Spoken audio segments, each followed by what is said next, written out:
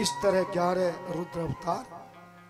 आइए 12 ज्योतिर्लिंग की कथा को भी हम सुनाएंगे जितना समय मिला है। हाथ जोड़िए और मेरे साथ ध्यान लगाकर 12 ज्योतिर्लिंगों का ध्यान करें। सौराष्ट्र सोमनाथम चे श्रीशैल्य मल्लिकार्जुनम उज्जैन्या महाकालम ओंकारे मलमिलेश्वरम केदारम हिमवत पृष्ठे डाकिन्याम भीम शंकरम वाराणस्याम च विश्वेशम त्र्यंबकम गौतमी तटे वैद्यनाथम चिता भूमौ नागेशम द्वारका वने श्वेत वंदे तु रामेश्वरम घुष्मेशम तु शिवाय द्वादशतानि नामानि प्रातरुत्थाय पठे सर्व पाप विनर्मुक्तः सर्व सिद्धि फलम भवे। पहला ज्योतिर्लिंग है सोमनाथ महादेव, जो काठियावाड़ में गुजरात में है। हाथ जोड़िए, सोमनाथ भगवान पहले ज्योतिर्लिंग का ध्यान कीजिए, फिर कथा सुनिए। समय कम है, सूक्ष्म नहीं अति सूक्ष्म में आपको 12 ज्योतिर्लिंग की कथा सुनाऊंगा, पर सूक्ष्म को अति सूक्ष्म भी सुन करके आप इसका आनंद उठाएंगे। सौराष्ट्र देशे विशदे तीरम में ज्योतिर्मयम चंद्रकला वसंतम भक्ति प्रदानाय कृपावतारण तम सोमनाथम शरणम प्रपद्ये।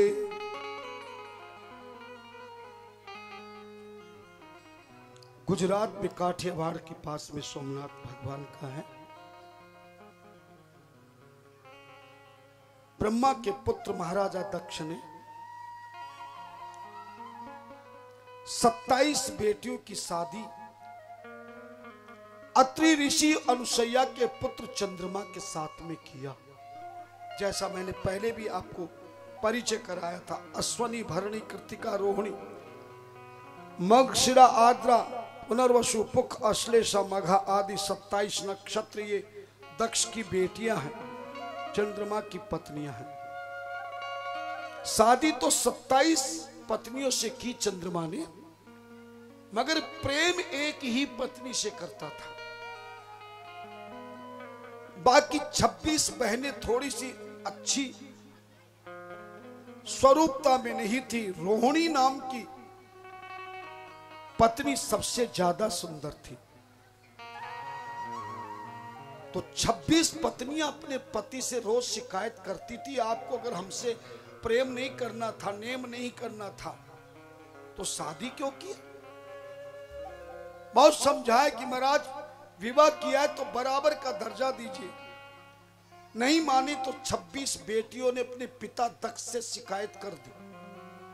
दक्ष ने एक बार तो चंद्रमा को समझाया, मगर जब चंद्रमा को बार बार समझाने पर भी समझ में नहीं आया, तब दक्ष ने आकर के श्राप दे दिया, ऐ चंद्रमा न मणितम त्वया अस्मात् तस्मात् त्वं क्षयी भव। तुम मानने वाले नहीं हो, जाओ आज से तुम्हारे स्वरूप को ही मैं खराब कर देता हूं। तुम्हारा शरीर क्षीण होने लायक हो जाए, हर समय क्षीण होता रहे। चंद्रमा का रूप काला पड़ गया, धड़ाम से नीचे गिरे। गोदावरी नदी के तट पर 27 पत्नियां रोने लगी। पिता तो चले गए कि हमने पिता को यह थोड़ी कहा था कि हमारे पति को ही बीमार कर, समझाने के लिए कहा। सूर्य जी कहते ऋषियों, तभी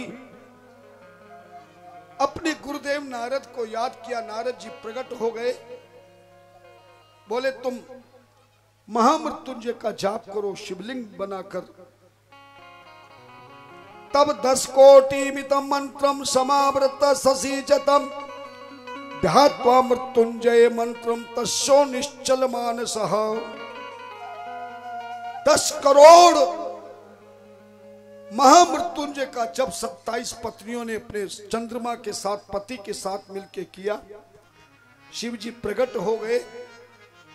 चंद्रमा से बोले, श्राप तो कभी झूठा नहीं होगा, तेरा शरीर क्षीण अवश्य होगा, पर तेरे मंत्र से प्रसन्न होकर मैं वरदान देता हूं कि महीने में 15 दिन तक, एक दिन तक तेरा शरीर क्षीण होगा और 15वें दिन पूरा शरीर क्षीण हो जाएगा, काला पड़ जाएगा। ये 15 दिन अंधेरी रात कहलाएगा, कृष्ण पक्ष कहलाएगा। और जिस दिन पूर्ण रूपेण रोगी होगा, क्षीण हो जाएगा, वो अमावस्या का दिन होगा। उसके बाद एक दिन फिर तेरा शरीर ठीक होना शुरू होगा, अगले 15वें दिन में तेरा शरीर ठीक हो जाएगा, वो पूर्णमासी कहलाएगा। पक्षे च क्षीण्यताम चंद्र कला ते च दिने दिने पुनश्च वर्धताम पक्षे सा कला च निरंतरम। तभी चंद्रमा ने कहा, प्रभु मेरी तरह संसार में लोग दुखी होंगे, बीमार होंगे, आप यहीं पर विराजमान हो जाइए। चंद्रमा की भक्ति से प्रसन्न होकर भगवान उसी शिवलिंग में पहले ज्योतिर्लिंग के रूप में निवास कर गए। जो भी इस चंद्रमा की कथा को सुनता है, महामृत्युंजय का जाप करता है, सोमनाथ भगवान का दर्शन करने जाता है या उनकी कथा को सुनता है, उनके परिवार में रोग दोष दुख दरिद्र सदा के लिए मुक्त हो जाते हैं। बोले सोमनाथ भगवान की। दूसरा ज्योतिर्लिंग है मल्लिकार्जुन। हाथ जोड़िए, प्रार्थना करिए। श्री शैल श्रृंगे विबुधित संगे तुलादि तुंगे विमुदावसंतम तम अर्जुनम मल्लिका पूर्वमेकम नमामि संसार समुद्र सेतुम। ये शैल पर्वत के किनारे पर आंध्र प्रदेश में ना कृष्णा नदी के किनारे पर है मल्लिकार्जुन नाम का दूसरा ज्योतिर्लिंग है। मल्लिका पार्वती को कहते हैं, अर्जुन शिव को कहते हैं, या दूसरे शब्दों में कहा जाए अर्जुन सबसे बड़े महाबलशाली को कहते हैं और मल्लिका सबसे सुंदर नारी को कहते हैं। उससे बड़ा कोई सुंदर रूप किसी नारी का ना हो। सबसे ज्यादा सुंदर नारी को मल्लिका कहते हैं। आपको सुना था कि गणेश जी कार्तिक की शादी के लिए नारद जी ने एक शर्त दी थी कि जो त्रिलोकी के परिक्रमा करके आएगा पहले उसी की शादी होगी। तो कार्तिक मोर पर गए थे, गणेश जी पैदल गए थे, मगर नारद गुरु से मंत्र लेकर ज्ञान आ गया, ध्यान आ गया, माता पिता के सम्मान से महाराज शादी हो गई। उधर कार्तिक जी परिक्रमा करके वापस आए। जरा बाहर एक व्यक्ति जाना, समझाना। जैसे कार्तिक लौटकर वापस आए, बीच में नारद जी मिल गए और कार्तिक को बताया कि ये तो गणेश की शादी हो गई है।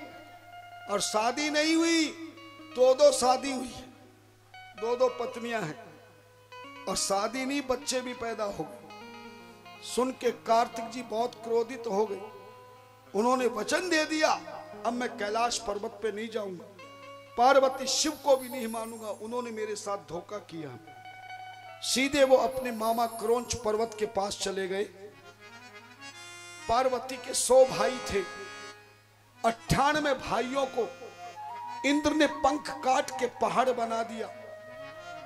2 पर्वत बचे थे, क्रोंच पर्वत जो कृष्णा नदी में जाके छुप गया, दूसरा पर्वत जो मैनाक पर्वत बना उसे पवन देव ने अपने हवा के झोंके से समुद्र में छिपा दिया। ये वही मैनाक पर्वत है जो हनुमान जी को रास्ता देता है। तय मैनाक हो श्रमहारी, है ना। पवन देव का पुत्र हनुमान जा रहे हैं, उनको विश्राम देने के लिए निकला था, लेकिन हनुमान जी ने विश्राम नहीं किया था। हनुमान ते परसा कर पुनि कीन प्रणाम, राम काज कीने बिनु मोहि कहां विश्राम। अपने मामा क्रौंच के पास जाने कर कार्तिक जी रहने लगे, लेकिन कई दिनों तक उनका मन नहीं लगा, रोने लगे, माँ बाप की याद आई। तब नारद जी ने आकर के उपाय बताया, तुम शिवलिंग बनाओ कृष्णा नदी किनारे, भोलेनाथ का अभिषेक करो, भोलेनाथ आप पे कृपा करेंगे। कार्तिक ने घोर तपस्या करी।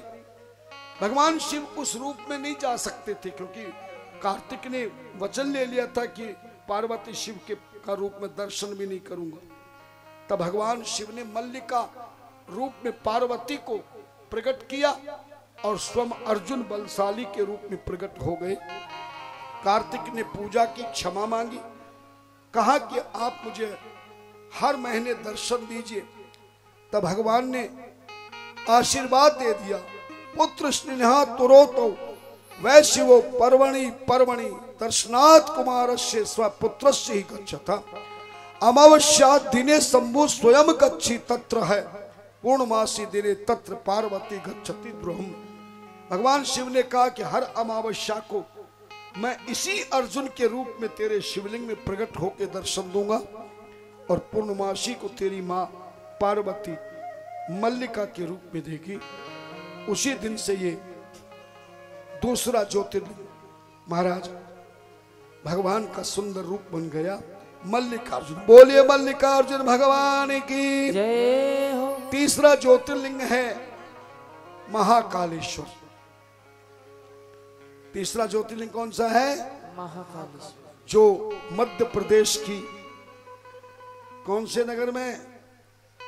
अवंतिकापुरी, जिसको उज्जैन कहते हैं, क्षिप्रा नदी के किनारे पर 7 पुरियों में जिसका नाम है अयोध्या, मथुरा, माया, काशी, कंच, अवंतिका, पुरी, द्वारावती, ध्यायो सप्तमास मोक्षदायिका। पुराना नाम अवंतिका है, अब उसे उज्जैन कहते हैं, जहाँ कुंभ भरता है। महाकाल के दर्शन किए होंगे आपने भी, जो राजा विक्रमादित्य की राजधानी थी। क्षिप्रा नदी के किनारे पर भूमि के सबसे नीचे गर्भगृह में है। बहुत सुंदर कथा है। एक अग्निहोत्री ब्राह्मण के 4 पुत्र थे, देवप्रिय, प्रियमेधा, सुव्रत और सुकृत। सुकृत और सुव्रत चारों भाई शिव का शिवलिंग बनाकर विधिवत रोज अभिषेक करते थे। उज्जैन में उसी समय एक दूषण नाम का राक्षस पैदा हो गया, जो भी शिवलिंग की पूजा करता उसे मार देता था। इन चारों भाइयों ने सोचा इस राक्षस से बचना चाहिए, इसलिए जमीन खोदकर क्षिप्रा नदी के किनारे पर नीचे, जमीन के नीचे गुफा बनाकर शिवलिंग स्थापना करके पूजन कर रहे थे। तभी उस राक्षस को पता लग गया, वो भी पहुंच गया। दूषण नाम के राक्षस के आते ही चारों भाइयों ने शिवलिंग को गोदी में ले लिया और भगवान से प्रार्थना करने लगे। भगवान महाकाल के रूप में शिवलिंग में प्रकट हो गए और उस दूषण नाम राक्षस को उसी समय भस्म कर दिया। चारों ब्राह्मण पुत्रों ने कहा, प्रभु आप यहीं पर विराजमान हो जाइए। भगवान तीसरे ज्योतिर्लिंग महाकाल के रूप में वही विराजमान हो गए।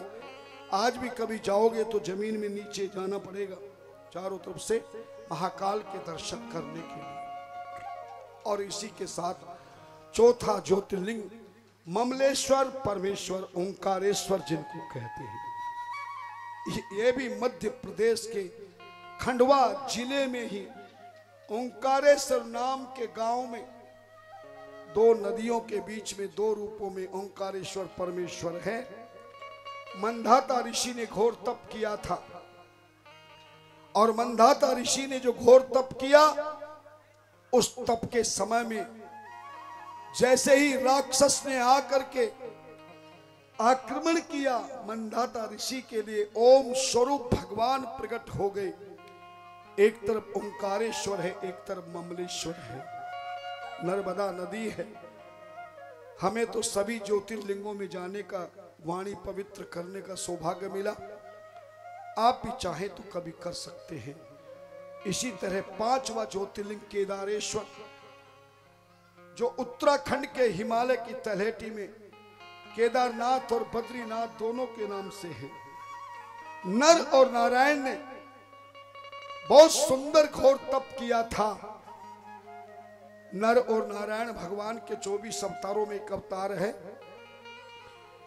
जिनके तपस्या से प्रसन्न होकर भगवान केदार स्थल में केदारनाथ प्रकट हुए और बद्री स्थल में बद्रीनाथ प्रकट हुए।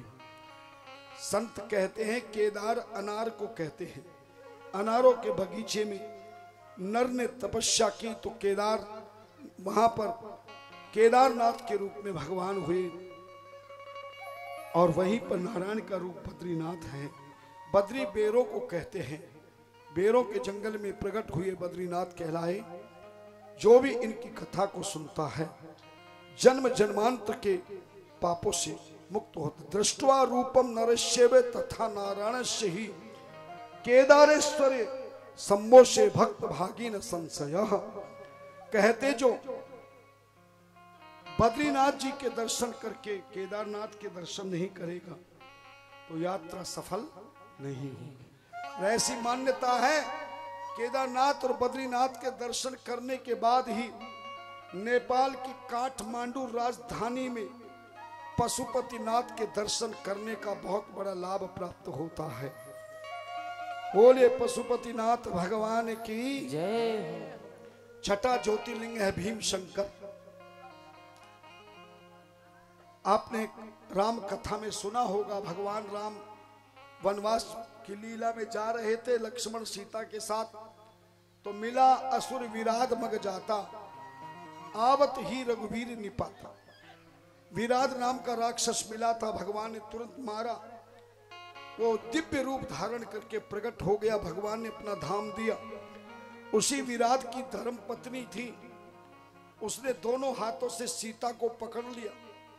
राम जी छुड़ा नहीं पाए, तब लक्ष्मण जी ने योग माया से तलवार निकालकर विराध की पत्नी के दोनों हाथ काट दिए, सीता जी को मुक्त किया। बहुत सुंदर नारी थी, राक्षसी थी। दोनों हाथ कटने के कारण उसका नाम करकटी रख दिया। ये पुष्पकसी राक्षस की पुत्री थी। पुष्पक नाम का राक्षस था, उसकी बेटी थी, विराट की पत्नी थी। कुंभकर्ण एक दिन के लिए जागा, लंका से घूमते घूमते इधर आया।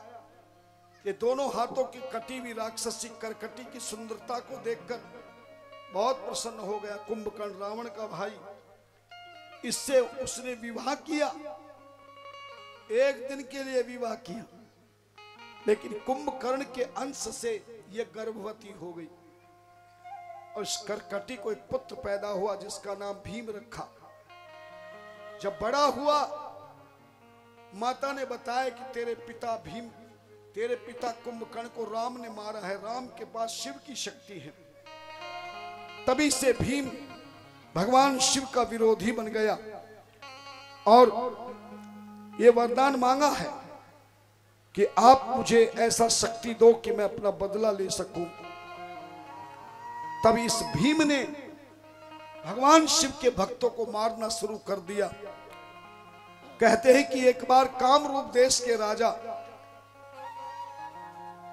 को भी पूजा करते समय पकड़ करके इस भीम ने अपने जेल में डाल दिया। लेकिन कामरूप के राजा धर्मप्रिय जिनका नाम था, जेल में ही शिवलिंग बनाकर तपस्या करी। तभी ये भीम मारने दौड़ा, तभी भगवान शिव प्रकट हो गए और उस भीम को भस्म कर दिया। और वहीं पर मरते मरते भीम ने कहा, प्रभु मुझ पे भी कृपा करो। भीम शंकर के नाम से ही ये ज्योतिर्लिंग, छठा ज्योतिर्लिंग वहीं पर बना। सातवां ज्योतिर्लिंग जिसको आप जानते, विश्वनाथ, काशी विश्वनाथ, उत्तर प्रदेश के,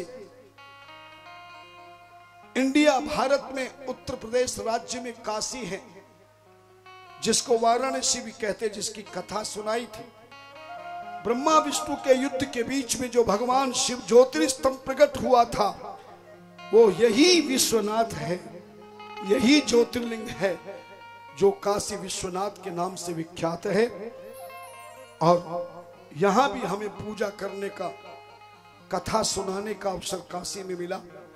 बोले काशी विश्वनाथ भगवान की जय हो। 8वां ज्योतिर्लिंग त्र्यंबकेश्वर है, जो महाराष्ट्र के नासिक में है। नासिक से 30 किलोमीटर दूरी पर यह त्र्यंबकेश्वर भगवान शिवलिंग है, ज्योतिर्लिंग है। यहां भी 2 वर्ष पहले ही शिव पुराण की कथा त्र्यंबकेश्वर में करने का सौभाग्य प्राप्त हुआ। एक बार महाराष्ट्र राष्ट्र में अकाल पड़ गया, बारिश नहीं हुई। वहां के ब्राह्मण और संतों ने घोर तप किया, फिर भी तपस्या से इंद्रदेव प्रसन्न नहीं हुए। तब राजा ने जाकर के गौतम ऋषि से प्रार्थना की। गौतम ऋषि की तपस्या से भगवान शिव प्रसन्न हो गए और गंगा प्रकट हो गई। गौतम ऋषि ने कहा कि इस महाराष्ट्र में, राज्य में कभी जल की कमी ना हो देवी। गंगा ने कहा तुम अपने आश्रम में एक गड्ढा खोदो, मैं खुद अपनी धारा उधर से प्रकट हो जाऊंगी। गौतम ऋषि ने आश्रम के सामने गड्ढा खोद किया, गंगा की एक धारा निकली। और जो गंगा की धारा नासिक में गौतम ऋषि के गड्ढा खोदने पर निकली, क्योंकि भूमि की गोदी से गंगा निकली है, जमीन की, पृथ्वी की गोदी से गंगा की धारा निकली, इसलिए उस गंगा का नाम गोदावरी पड़ गया। गौतम ऋषि की प्रशंसा सब जगह होने लगी, तो वहां के संत और ब्राह्मणों ने गौतम ऋषि का अपमान कराने के ईर्ष्या के कारण गणेश जी की तपस्या करी। गणेश जी प्रसन्न हो गए, गणेश से वरदान मांगा कि गौतम ऋषि का घोर अपमान हो जाए, बस यही वरदान चाहिए।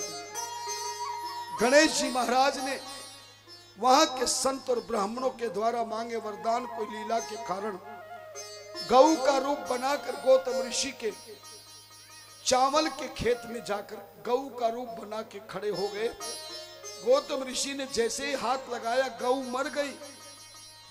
तभी ब्राह्मण और संतों ने शोर मचा दिया कि गौतम ऋषि गऊ का हत्यारा है, गऊ का हत्यारा है, गऊ का हत्यारा है। तब राजा ने भी गौतम ऋषि पे कलंक लगा दिया और गौतम ऋषि को गोदावरी नदी का तट छोड़ के नासिक से 30 किलोमीटर दूर आगे चलकर वहां अपने पाप से मुक्ति के लिए शिवलिंग बनाकर घोर पाप से मिटाने के लिए भगवान से प्रार्थना करते थे। महाराज अंतिम में भगवान प्रसन्न हो गए। गौतम ऋषि से बोले तू कहे तो तेरे विरोधियों को मैं अभी दंड दे दूं। हाथ जोड़ के गौतम ऋषि ने कहा प्रभु इन ब्राह्मण देवता और संतों को सद्बुद्धि दीजिए, ताकि ये अपनी जाति के, अपने लोगों को देख के सदा प्रसन्न रहे, ईर्ष्या ना करे, निंदा ना करे, इनको मारिए नहीं और आप ज्योतिर्लिंग के रूप में सदा यहीं पर विराजमान हो जाए। 8वां ज्योतिर्लिंग नासिक त्र्यंबकेश्वर भगवान हुए। 9वां ज्योतिर्लिंग बैजनाथ धाम, ये बिहार में है। बिहार में कई बार कथा हो गई और पिछले वर्ष तो बैजनाथ में ही ठीक ज्योतिर्लिंग के ठीक सामने पंडाल बन करके हमारी वाणी से शिव पुराण की कथा सुनाने का सौभाग्य हमें मिला। 9 दिनों तक बाबा बैजनाथ के यहीं पर रहे, आनंद लिया। यह बिहार में संथाल तहसील में पड़ता है। बिहार में इसको देवघर कहते हैं। बिहार में इसको क्या कहते हैं? देवघर। और सबसे छोटा ज्योतिर्लिंग ये 9वां बैजनाथ धाम है। इसको वैद्यनाथ भी कहते, बैजनाथ भी कहते, पार्ली भी कहते हैं, न जाने कितने इसके नाम हैं। ज्यादा समय नहीं है, इसलिए पूर्ण रूपेण छोटी सी कथा को सुन के पूरा समझ लेना। और ये सब ज्योतिर्लिंग की कथा की कैसेट भी आपको मिल जाएगी। आपको ज्योतिर्लिंग की शिव पुराण में भी कथा, सारांश शिव पुराण में भी कथा मिलेगी। इसलिए जो चीज आप पढ़ सकते हैं मैं उसे सूक्ष्म में सुनाता हूं, लेकिन जो आप नहीं जानते उसे विशेष रूप से लेता हूं। ध्यान देना। रावण ने शिव जी की 10 सर चढ़ा के शिवलिंग बनाकर कैलाश पर्वत पर तपस्या करी। शिव जी ने वरदान दे दिया तू त्रिलोकी का सबसे बड़ा बलशाली होगा। तब रावण को अभिमान हो गया। अपने बल की परीक्षा के लिए वो कैलाश पर्वत को उठाने लगा। तब पार्वती के कहने पर शिव जी ने अपने दाहिने पांव का अंगूठा लगा के दबाया। तब रावण बोला ये शिवलिंग तो मैं ले जाऊंगा, कैलाश पर्वत तो तुम उठने नहीं दोगे, पर जिस शिवलिंग से मैंने तुम्हें प्रसन्न किया से लंका में ले जाऊंगा। भगवान जानते थे अगर लंका में शिवलिंग चला गया तो रावण की मृत्यु नहीं होगी, रावण की मृत्यु नहीं होगी तो राम का अवतार नहीं होगा, राम का अवतार नहीं होगा तो राम कथा नहीं होगी, राम कथा नहीं होगी तो भक्तों का उद्धार नहीं होगा। भगवान ने शर्त लगाई तू तेरे पूजा किए शिवलिंग को ले जा सकता है, पर रास्ते में जहां भी तू रख देगा भूमि पर फिर इसे उठा नहीं सकेगा। रावण अभिमानी था, बोले कहो तो मैं कैलाश और श्रीलंका के 100 चक्कर लगा सकता हूं फिर भी नीचे नहीं रखूंगा। पर भगवान किसी का अभिमान रहने नहीं ध्यान देना। रावण लेके आकाश मार्ग से चला। भगवान शिव ने लीला करी। रावण को रास्ते में लघु शंका लगी। लघु शंका तो समझ गए होंगे, जो बच्चों के लिए सुसु कहते हो। और मलमूत्र किसी को लगने लग जाए तो महाराज व्रत और पुजारी और पंडित और बड़ा और छोटा हो, ये रुक नहीं सकता। रावण नीचे जमीन पे उतर गया लघु शंका करने के लिए। तो भगवान विष्णु एक ग्वाले का रूप बना के खड़े हो गए, रावण को प्रणाम किया। ग्वाले से बोले काम करिए, शिवलिंग थोड़ी देर के लिए पकड़ लेगा। बोले हाँ क्यों नहीं, कितनी देर पकड़ सकता? बोले मैं पूरे दिन पकड़ लूंगा, आप जाइए आराम से निवृत्त होके आइए। ग्वाले के रूप में भगवान ने शिवलिंग को पकड़ लिया। रावण गया अब लघु शंका करने के। रावण को छोटा मोटा थोड़ी था तुम्हारी तरह की 2 मिनट लगे और हाथ भी ना धो। रावण संस्कारी था, ब्राह्मण था, कर्मकांडी था। अब रावण का शरीर भी बड़ा था। बोले 10 भुज ताई 20 भुज दंडा, 10 सिर। तुलसी जी ने लिखा 10 सिर ताई 20 भुज दंडा, रावण नाम वीर बरबंडा महान विशाल। अब पेशाब करने में भी रावण को कई घंटे लगे होंगे। वहां ग्वाले ने जमीन पे रोक दिया। रावण देखा पानी भी हाथ धोने का नहीं, गुस्से में लात मारी, तालाब प्रकट हो गया, आज भी है। रावण ने स्नान किया, संध्या वंदन किया, पवित्र होकर जैसे शिवलिंग को उठाने गया, देखा शिवलिंग नीचे जमीन पे रखा था। खूब कोशिश करी पर उठा नहीं। क्रोध आया रावण को और जैसे ही शिवलिंग को अंगूठा लगा के नीचे दबाने लगा, और जब छोटा सा हिस्सा बच गया शिवजी प्रकट हो गए। बोले रावण, जहां तेरा शिवलिंग रखा है वहां सती का हृदय है, और जहां सती का हृदय है मैं 24 घंटे वहां रहता हूं।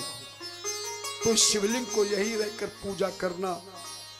वरदान देता हूं, जो पति पत्नी यहां आकर के आपस में धागे की ग्रंथि बंधन करेंगे, उनका जोड़ा अजर अमर होकर के आनंद ही आनंद प्राप्त होगा।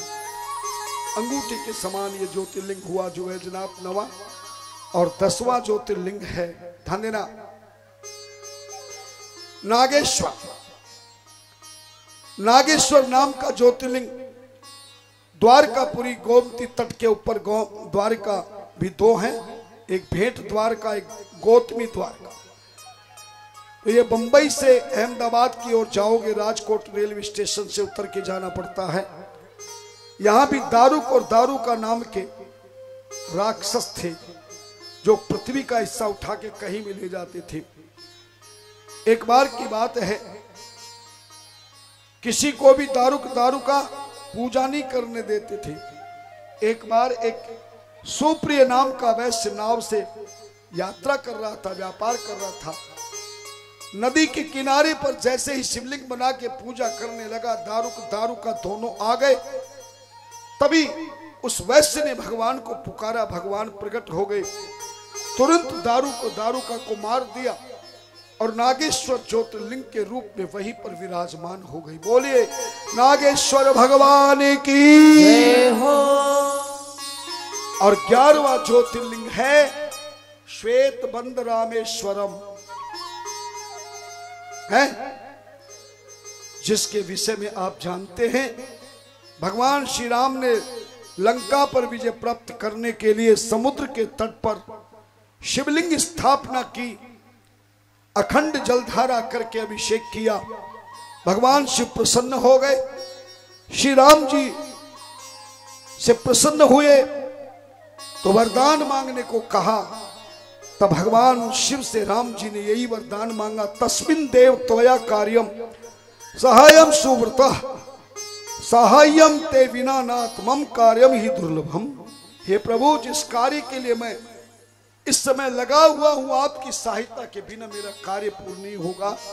आप मेरे कार्य में सफलता दिलाए और आप यहीं पर विराजमान हो जाएं। और उसी ज्योतिर्लिंग में भगवान विराजमान हो गए। राम जी के सामने ही रामेश्वरम नाम रखा, राम है ईश्वर जिसका, या राम का जो ईश्वर है। और भगवान श्री राम ने वरदान भी दे दिया, बोले जय रामेश्वरी दर्शन कराही, ते तन तजे मम लोक सिधारही। राम सिया राम सिया राम जय जय राम, राम सिया राम सिया राम जय जय राम।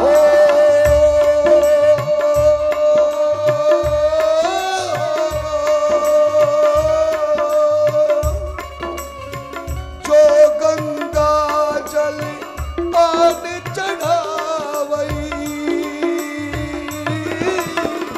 सो सायुज मुक्ति नर पावई। राम सिया राम जय जय राम, राम सिया राम जय जय राम। भगवान ने कहा, जो गंगा जल चढ़ाएगा सायुज मुक्ति को प्राप्त होगा। उसी दिन से पहली बार हनुमान जी ने गंगा जल चढ़ाया था। उसी दिन से महाशिवरात्रि पे और श्रावण में ये कावड़ ला करके गंगा जल चढ़ाने का प्रचलन चल गया। भगवान श्री राम के आशीर्वाद से कावड़ के रूप में जो गंगा जल चढ़ाते हैं उनके सारे मनोरथ पूर्ण होते। बोलिए श्वेत बंद रामेश्वर भगवान की जय। अंतिम में 12वां ज्योतिर्लिंग है, हाथ जोड़िए। इलापुरे रम विशालेस्मिन् सैमुल संतम च जग अरण्यम वंदे महोदातर स्वभावम गणेश्वराख्यम शरणम प्रपद्ये। 12वां ज्योतिर्लिंग घुश्मेश्वर है, जो महाराष्ट्र के दौलताबाद से अथवा औरंगाबाद के स्टेशन से 12 मील की दूर केरल गांव में है। इसके भी मैंने दर्शन किए हैं, वाणी पवित्र हुई है। घुश्मेश्वर 12वें ज्योतिर्लिंग, ध्यान देना, बहुत सुंदर इसकी कथा है। देवगिरी पर्वत के पास में एक सुधर्मा नाम का ब्राह्मण रहता था। सुदेहा नाम की उसकी पत्नी थी, पर उस पत्नी के कई वर्षों तक संतान नहीं हुई।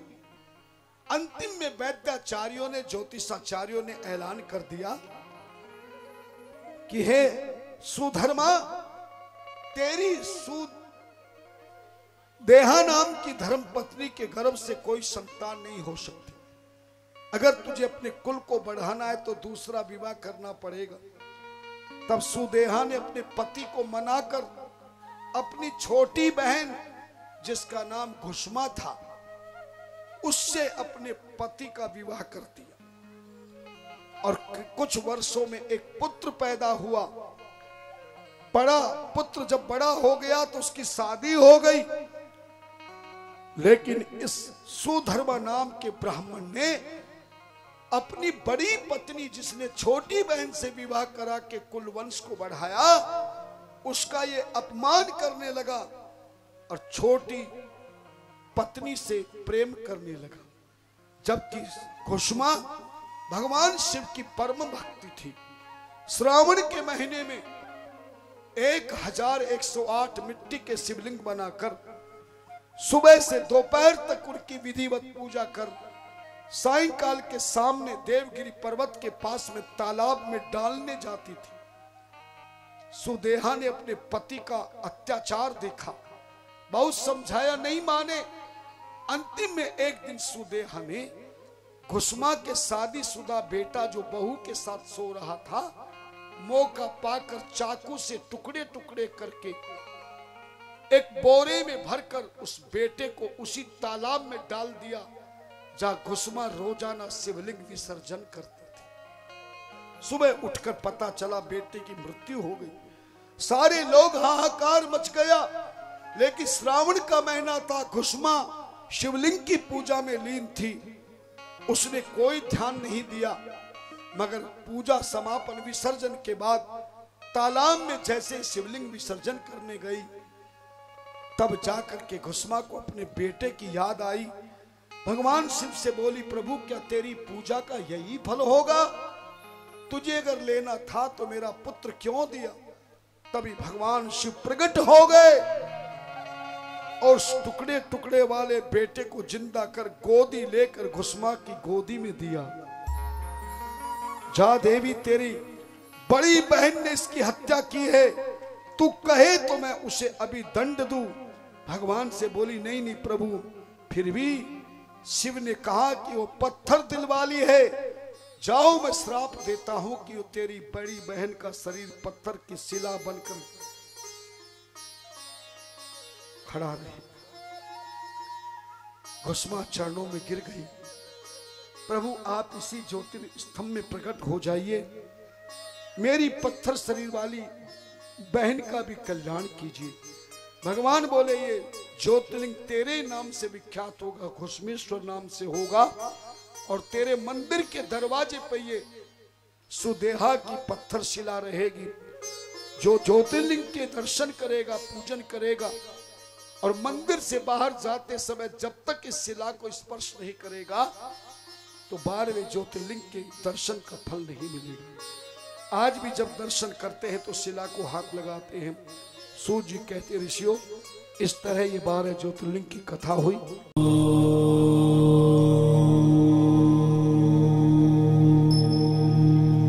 कार्यालय के माध्यम से बताया कि वो चाहते हैं कि महाराज श्री के द्वारा श्रावण महीने में कोई ऐसी सिद्ध की वस्तु हमें प्राप्त हो, जिसको हम धारण करके या रख करके हम अपने जीवन के संकट, दुख, दरिद्र, समस्याओं से मुक्ति पाए और शिव की भक्ति प्राप्त करें। सभी भक्तों के अनुरोध पर मैंने विशेष रूप से एक सुंदर माला तैयार की है, जिस माला का नाम है रुद्राक्ष शिवलिंगम माला।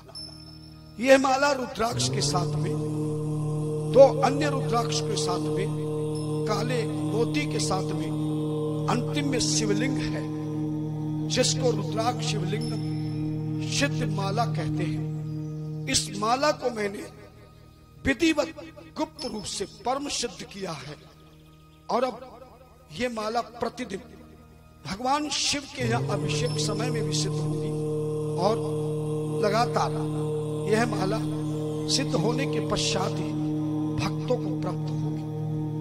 जिन भक्तों को भी चाहिए वो आप फ्लैश हो रहे नंबरों से संपर्क करके इस माला को बाई पोस्ट, बाई कोरियर मंगा सकते हैं। लेकिन इस माला को पहनने का विधान है कि स्नान के बाद आप स्त्री पुरुष जो बीमार हो, बेकार हो, लाचार हो या ताबेदार हो, या किसी प्रकार का कले कलेश घर में हो, धन की कमी हो, वो गले में पहने और स्नान के बाद पहनकर रात्रि को उतार दे, और यही नियम रखे, सूतक पातक में इसका प्रयोग ना हो। इस तरह से इस माला को प्राप्त करें। मेरी बहुत बहुत शुभकामनाएं। हरि ओम, हरि ओम, हरि ओम।